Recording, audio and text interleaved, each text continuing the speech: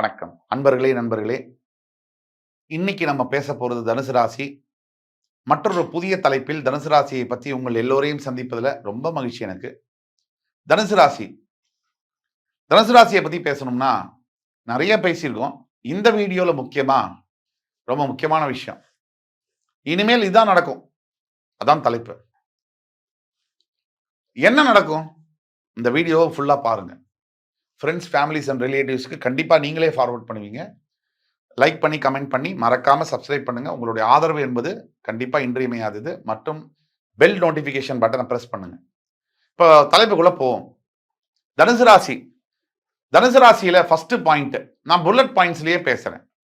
புலம்பல் புலம்பல் புலம்பல் புலம்பல், ஒரே புலம்பல். எனக்கு அது நடக்கல, என் போச்சு, என்னோட இதுல சரியில்லை, எனக்கு அதாச்சு, எனக்கு வாழ்க்கையே போச்சு, உயிர் மட்டும்தான் மிச்சம், எனக்கு எல்லாமே போயிருச்சு, எதுவுமே கிடைக்காது, எல்லாமே முடிஞ்சு போச்சு, இனிமே எதுக்கு வாழணும்? இந்த புலம்பாத தனுசு ராசி அன்பர்களை பார்த்திருக்கவே முடியாது. கடந்த 7 வருஷம் அப்படிதான் இருந்துச்சு. இந்த 7 வருஷத்துல தனுசு ராசி அன்பர்கள் கத்துக்கிட்ட பாடம் ஆக்ஸ்போர்ட், ஸ்டான்ஃபோர்ட் யூனிவர்சிட்டியில கூட கத்துக்க முடியாத பாடத்தை சனி பகவான் அவங்களுக்கு கத்துக் கொடுத்திருக்காரு. தனுசு ராசி அடுத்தவர்களிடம் மென்மையாக படக்கூடிய ராசி, எல்லோரையும் அரவணைத்து போகக்கூடிய ராசி, நிறைய லட்சியங்களை நெஞ்சில் சுமந்து கொண்டு வாழ்க்கையின் வெற்றிப்படிகளை தேடி அலைகின்ற ஒரு ராசி. பல பேர் ரொம்ப சர்வசாதாரணமா பிறந்த தனுசு ராசி அன்பர்கள் தன்னுடைய உழைப்பாலும் தன்னுடைய ஆற்றலாலும் ரொம்ப பெரிய உயரத்துக்கு வந்தவங்களை எனக்கு பர்சனலாவே எனக்கு நிறையவே தெரியும். ஒரு சில கூட்டம் அப்படியே தான் இருப்பாங்க. அது ஒரு 10% எல்லா ராசியிலும் இருப்பாங்க. 90% தனுசு ராசி அன்பர்கள் பெரிய உயரத்தை எட்டுகிற பெரிய மனுஷங்களோட தொடர்பிலே இருப்பாங்க. தனுசு ராசிக்கு 20ஆம் தேதி டிசம்பர் அன்று சனி பகவான் மகரத்திலிருந்து கும்பத்துக்கு பெயர்ந்த உடனே ஹாபாடி ஒரு பெரிய ரிலீஃப் சார், இதோட முடிஞ்சது. கேடர சனி. இந்த பசங்கள்லாம் பார்த்தீங்கன்னா ஒரு வருஷம் ஃபுல்லா ஸ்கூலுக்கு போவானுங்க. அப்படியே இந்த மஞ்சள் கலர் பையை தூக்கிட்டு மூஞ்சியை பார்த்தீங்கன்னா அப்படியே ஆடு புழுக்க போடுற மாதிரி இருக்கும். அந்த ஆனுவல் எக்ஸாம் லீவு, அதாவது ஆனுவல் எக்ஸாம் கடைசி எக்ஸாம் இருக்கு பாத்தீங்களா, அன்னைக்கு மூஞ்சியை பாருங்க, 10,000 வோல்ட் பல்பு மாதிரி இருக்கும். இன்னைக்கு தனுசு ராசிக்காரர்களோட முகமும் அப்படித்தான் இருக்கு, 10,000 வோல்ட் பல்பு மாதிரி. ஏன்னா சனி பகவான் தான் வீட்டை விட்டு காலி பண்ணி போயிட்டாரு. இதுதான் ரீசன்.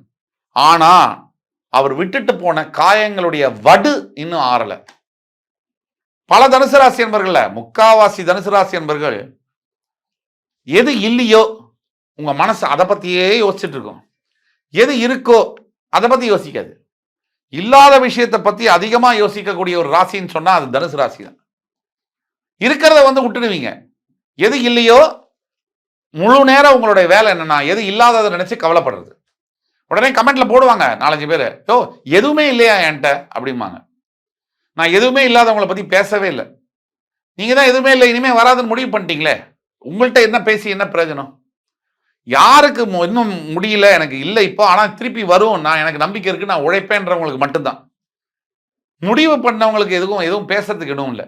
முடிவு எடுக்க முன்னாடி தான் பேச்சு. ஆக இன்னைக்கு உங்கள் ராசியில பாத்தீங்கன்னா சூரியன், செவ்வாய், புதன் இருக்காங்க. உங்களுடைய ராசியாதிபதி பஞ்சமஸ்தானத்துல உட்கார்ந்து உங்க ராசியை 9ஆம் பார்வையா பாக்குற 7.5 சனியிலிருந்து வெளில வந்துட்டீங்க சார். தனுசு ராசி, உண்மையை சொல்றேன், முதல் பாயிண்ட், உங்களை பிடிச்ச பண தொல்லை, கடன் தொல்லை, பண பிரச்சனை, கடன், அவமானம் பீஸா நொறுங்கி போகுது. ஏன்னா 7.5 சனி போயிட்டாரு. ஃபர்ஸ்ட் ரிலீஃப் இருக்கும். ஃபர்ஸ்ட் ரிலீஃப் என்னன்னா மைண்டுக்கு இருக்கும். ஏதோ மூளையை தலையில இருந்து எடுத்து குத்தகைக்கு விட்டா மாதிரி சுத்திட்டு இருந்த நீங்க இப்ப பிரெயின் உங்கள்கிட்ட திருப்பி ஹேண்ட் ஓவர் பண்ணி அதை கரெக்டான பொசிஷன்ல உட்கார்ந்த மாதிரி ஒரு ஃபீல் இருக்கும். இதான் முதல் ஃபீல். இதுக்கப்புறமா தனுசு ராசி அன்பர்களுக்கு 3ஆம் இடத்துல இருக்கக்கூடிய சனினால கூட பிறந்த சகோதர சகோதரிகள்கிட்ட லந்து இருக்கும், பிரச்சனை இருக்கும். அப்ப அங்க நம்ம ஜாகிரதை விட்டு கொடுத்துடணும். திருப்பி அவங்களே லைன்ல வருவாங்க.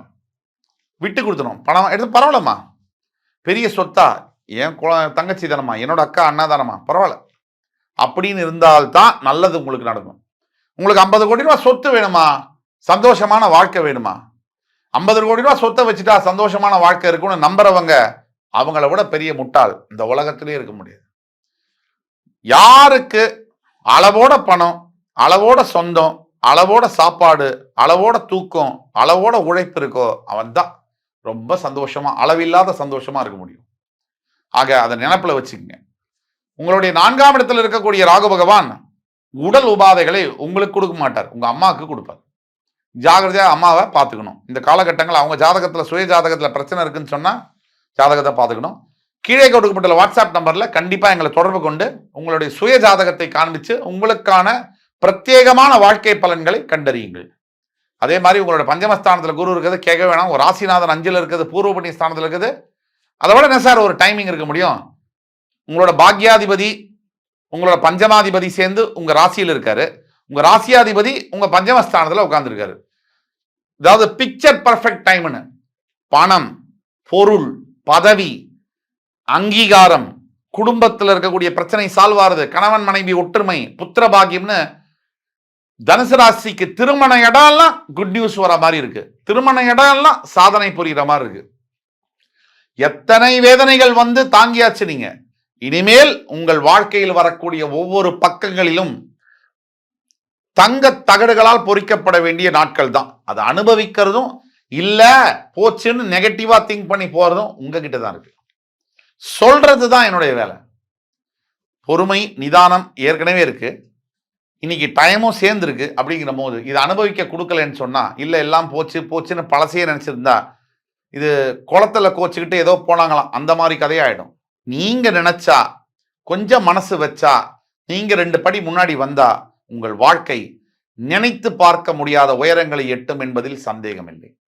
உங்களுடைய 10ஆம் இடம் என்று சொல்லக்கூடிய கர்மஸ்தானத்தில் இருக்கக்கூடிய கேது ஆபீஸ்ல மட்டும் உங்களை விட மாட்டாங்க, தொடர்ந்து தொல்லை பண்ணுவாங்க. உங்க மேல இருக்கிற அதிகாரியும் சரி, கூட வேலை பண்றவங்களும் சரி, பிரச்சனை பண்ணிட்டே தான் இருப்பாங்க. அதெல்லாம் தாண்டி நீங்க ஜெயிக்க தான் போறீங்க. அதே மாதிரி உங்களோட 12ஆம் வீட்டுல வந்து சுக்கிரன் இருக்கார். 6ஆம் அதிபதி 12ல் இருப்பது விபரீத ராஜயோகம் என்பதனால் எந்த விரோதியும் நீங்க ஜெயிக்க தான் போறீங்க. அதே மாதிரி அப்ராடுக்கு போக தான் போறீங்க.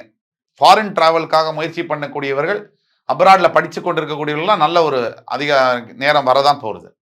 ஆக தனுசு ராசி அன்பர்களை பொறுத்த வரைக்கும் இனிமேல் பணமழை பொழியக்கூடிய காலம், குடும்பத்தில் பிரிந்து இருக்கக்கூடிய கணவன் மனைவிகள் ஒன்றாக சேரக்கூடிய காலம், குழந்தைகள் புத்திரபாகியம் இல்லாதவர்களுக்கு குழந்தைகள் பிறக்கக்கூடிய காலம், ப்ரமோஷன் இன்கிரிமெண்ட் வேலை பார்க்கிற இடத்துல கிடைக்கக்கூடிய காலம், வெளிநாடு சென்று வேலை பார்க்கக்கூடிய வாய்ப்பு கிடைக்கக்கூடிய ஒரு அற்புதமான காலம். தனுசு ராசி அன்பர்களுக்கு இனிமேல் 2 வருஷத்துக்கு இதான் சார் நடக்க போகுது. இது நாள் வரைக்கும் வந்த டேமேஜ் எல்லாம் ரெக்கவர் ஆகி நல்ல நிலைமையில போய் நீங்க உட்கார்ந்து வெற்றி கொடியை நாட்டி 12 ராசிகளில் முக்கியமான ஒரு இடத்தை பிடித்து உங்கள் வாழ்க்கையில் அளவில்லாத நிம்மதியையும் அளவான சந்தோஷத்தையும் பெற்று இன்புற வாழப்போகிறீர்கள். நம்பிக்கை வையுங்கள், நாளை நமதே என்று கூறி அடுத்த காணொளியில் உங்களை எல்லோரையும் சந்திக்கும் வரை உங்களிடமிருந்து விடைபெறுவது உங்கள் ஜோதிட கலாநிதி சுபாஷ் பாலகிருஷ்ணன். நன்றி, வணக்கம், வாழ்க வளமுடன்.